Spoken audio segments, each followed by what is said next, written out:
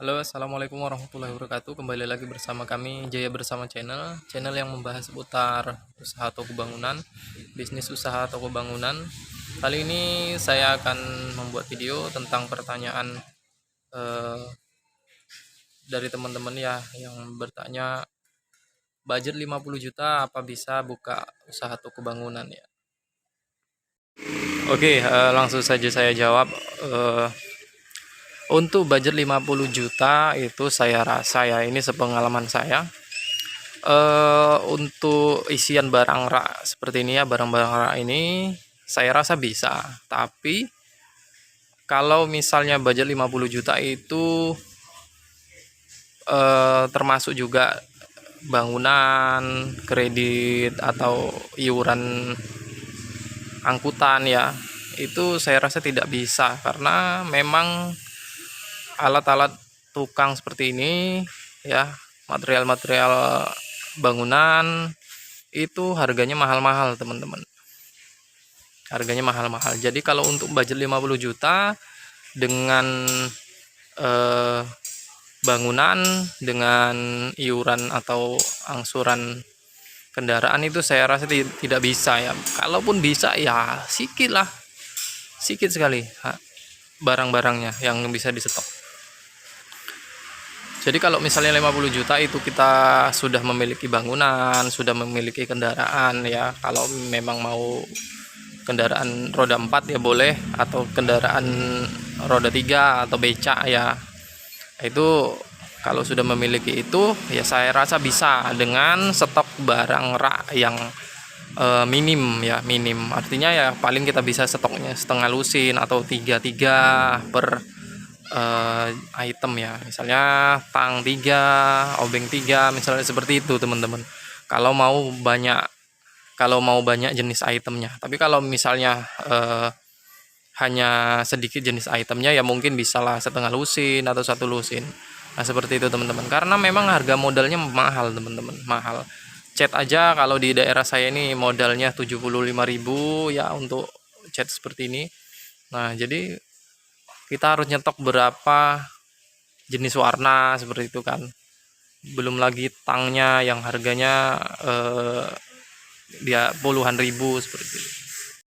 Kalau misalnya teman-teman ingin menyetok juga material berat seperti batu bata, batu padas, kerikil ya, itu saya rasa agak berat juga ya, karena selain kita memang budgetnya minim ya, nyetok batu itu kalau di daerah saya itu nggak bisa kita sedikit kalau pesen ya, misalnya seperti itu kita minimal pesen 10.000 batu bata. Tapi kalau kita punya kendaraan sendiri, kendaraan pribadi, kita bisa beli sedikit, misalnya kita stok 2.000 batu seperti itu teman-teman. Jadi kalau memang budgetnya 50 juta untuk belanja item alat-alat tukang itu saya rasa bisa, tapi tidak dengan bangunan dan kendaraan teman-teman.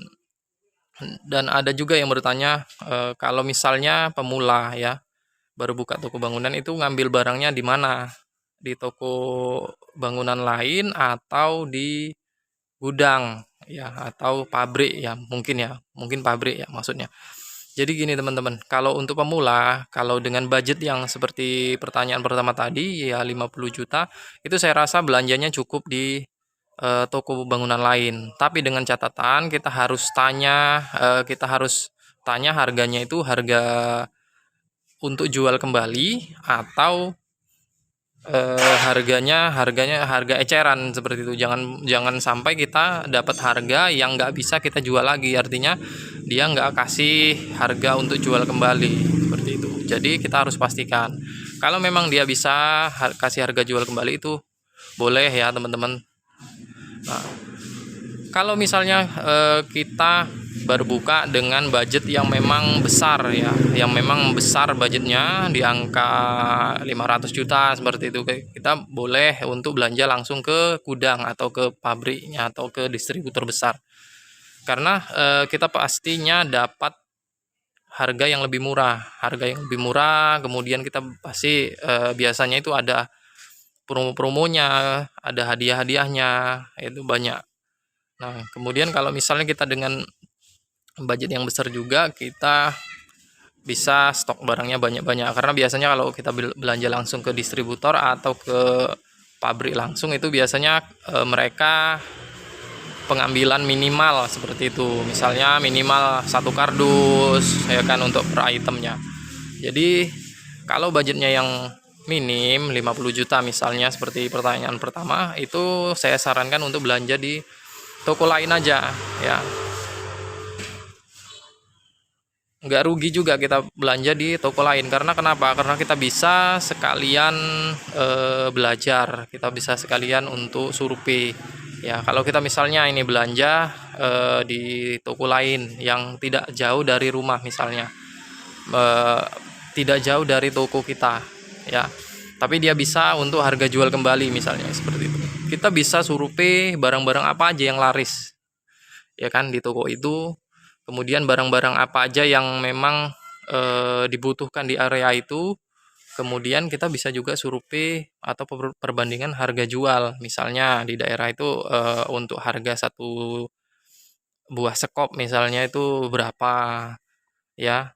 Kita pengambilan dengan toko itu berapa, kemudian mereka biasanya jual ke konsumen itu berapa. Jadi kita bisa langsung tahu untuk pemberian harga jualnya.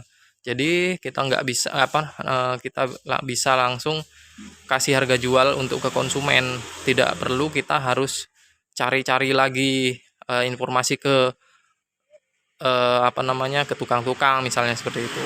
Jadi kita nggak salah kasih harga.